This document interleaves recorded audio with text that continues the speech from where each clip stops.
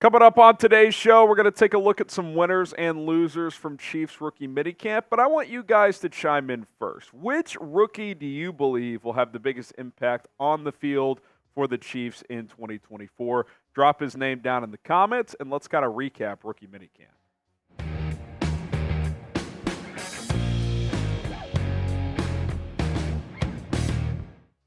I'm Harrison Graham from Chat Sports. You're watching the Chiefs Report. Rookie Minicamp wrapped up on Monday, which means it's time to kind of react to as many things as possible, hand out some winners, some losers, guys who stood out, guys who didn't from the past 3 days. Let's start with some winners here, as I think Xavier Worthy stands out the most, especially on days 2 and 3. He got off to a slightly slow start day 1, had a couple of drops, but you just can't teach his speed. And look, when the pads go on and hits start happening, we'll see, if he continues to play fast. But he just stands out, especially when you're playing against fellow rookies and guys who, quite frankly, won't be on NFL rosters. It's just obvious.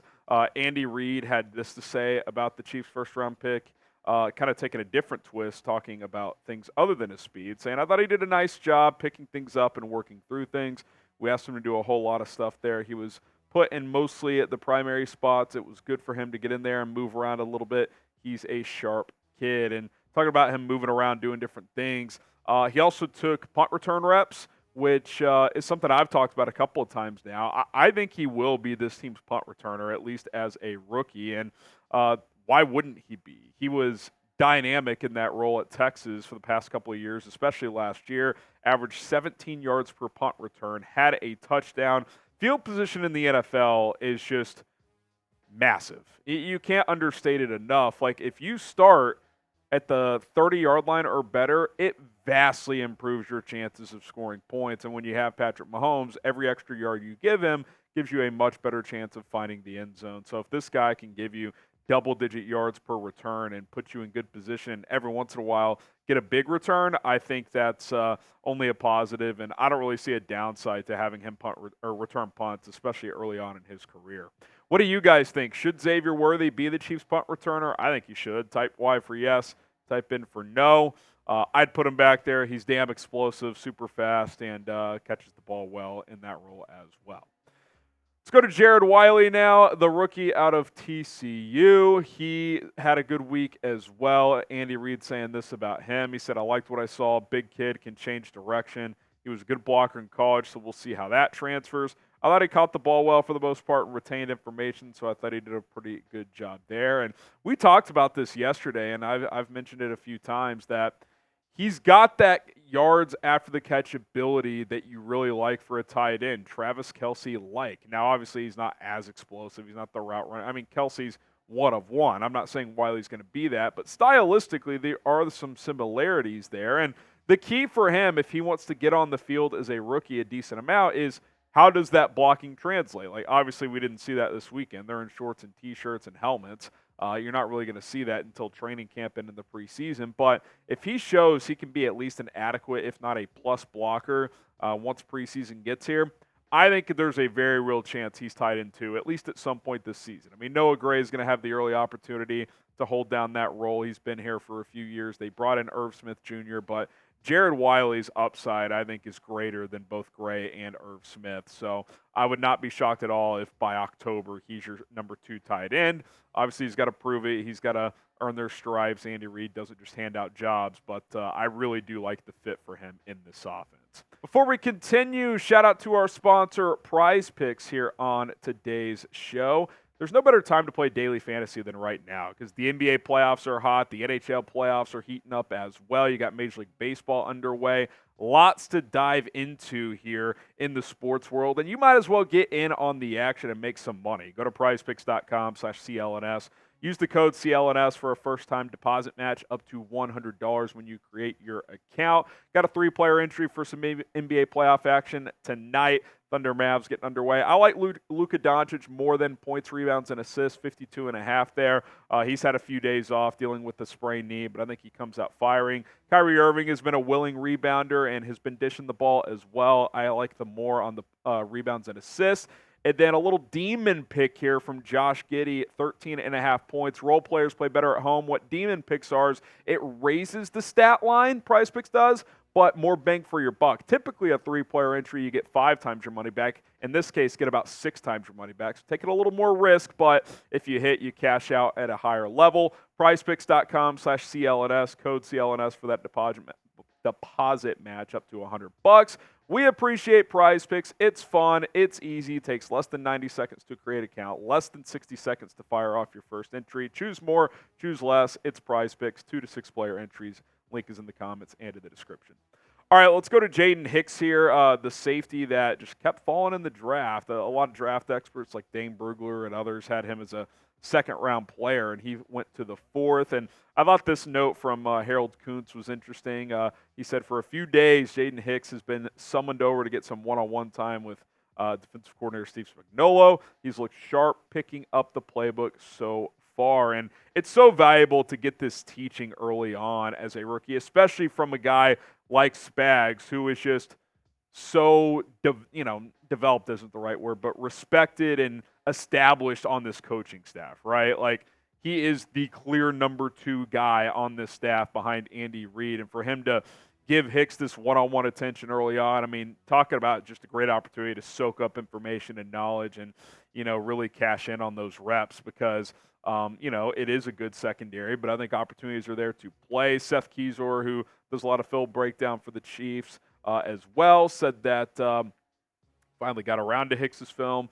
He's putting out a piece on that, so go check that out. But his first impression is that he's one of the most spagsy players that's ever spags, which is kind of funny there. But we know that the Chiefs like to throw different looks. They sit in a lot of nickel, 3 safety looks, so sure, Justin Reed, Brian Cook, your projected starters, but Jamari Connor, we know, is going to play a lot. I think Jaden Hicks has an opportunity to get on the field in some different sub-packages, play closer to the line of scrimmage. We know he's a hard-hitting safety, but he did make the point that he thinks he can cover well enough. Also, he's a guy that I think is going to get a chance to play, and I'm excited to see what he can do. Kingsley Suamataia, the offensive tackle out of BYU. Obviously, the Andy Reid connection there, which he talked about here, saying, quote, I know a lot of his family. He's a local kid there. It's a close-knit group up there just in general with BYU, so I understand that part. But when you're here, it's work. He knows that. There's no favoritism, so you get out, and it's equal opportunity for everybody. I was proud of him, of how he worked. He came out and worked hard and did a nice job of learning. And something that's pretty clear, something that we've talked about is, left tackle, it's kind of there for the taking. The other 4 offensive line jobs are pretty set unless they move Jawan Taylor over to left tackle and open up a spot at right tackle, which I think would surprise all of us. But whether it's Wanye Morris, whether it's Suamataia, that spot is available for the Chiefs, and you can go take it. If you're this rookie. If you're Wanye Morris, second-year player, you got an opportunity to lock down that job. If neither of these guys do it, though, they're going to have to go and sign a vet, bring back a player if you need to in that regard as well. But I think one of these guys would take it. I think Suamataia has the upside to be a left tackle in this league. Just a matter of if he can do it as a rookie. Nice to hear him hitting the ground off running. Okay, before we get to some losers here, we're trying to get to 55,000 subscribers. So go ahead and hit the subscribe button here on the Chiefs Report. We're less than 400 subs away. Appreciate the love and support you guys have given this channel for a long time now. Keep it moving. We'll keep on banging out the content.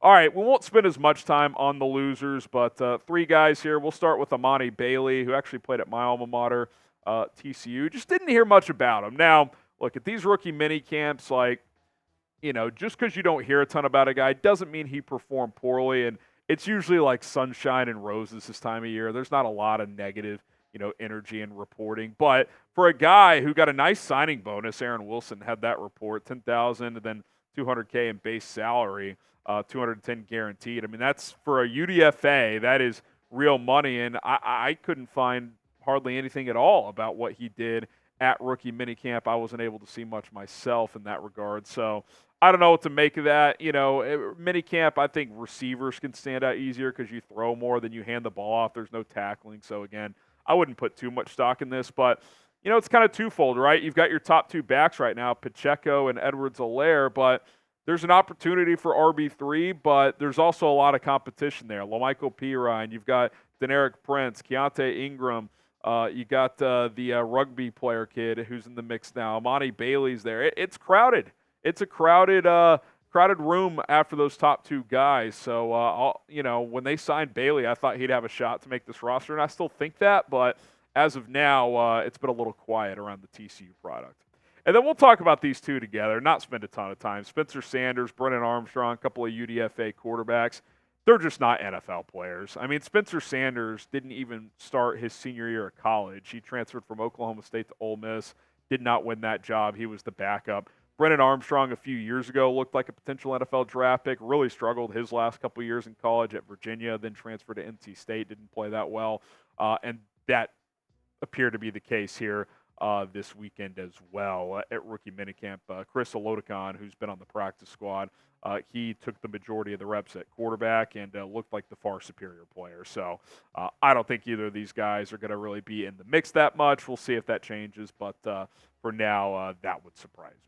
Okay, who's your favorite UDFA? I would still probably go Amani Bailey, but a little quiet of a rookie minicamp for him, so we'll see what he's able to do in OTAs. But drop a name down in the comments, and don't forget to subscribe. My name is Harrison Graham. We will continue to bring you coverage here on the Chiefs Report, so continue to support us. Until next time, we're signing off.